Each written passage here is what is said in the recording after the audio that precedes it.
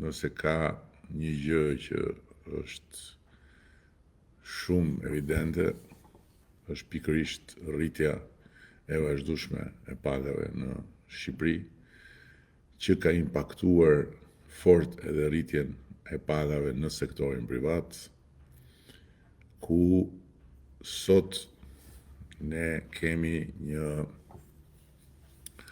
pagë mesatare të kombinuar me sektorit publik dhe sektorit privat 830 euro. Në ndërkohë,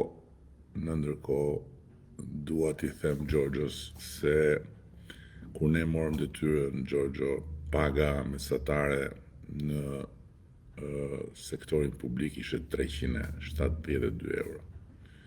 Ndërkohë që në vitin 2024 u mbyll viti sipas Instatit, jo sipas meje, me një pagë mesatare 1000 euro, Gjorgjo.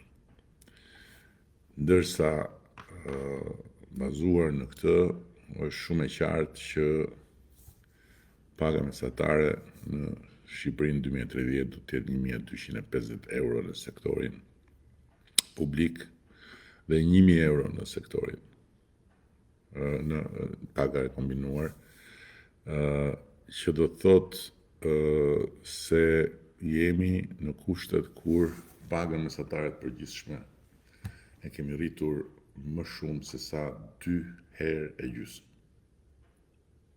Okej.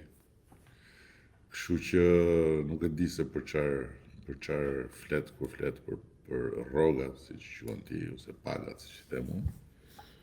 Por jemi pikërisht në këto shifra dhe arsyeja pse ne votojmë masivisht është se kur unë i them gjërat që janë atje në realitet ka një numër të madh njerëzish që ato gjëra i kanë parasyve, i kanë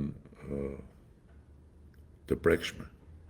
Pra, kur unë them që paga minimale, për shembull, ishte 157 euro, dhe është 400 euro, atëherë ata që e kanë pagën minimale e di shumë mirë se çfarë flas. Apo kur them që ne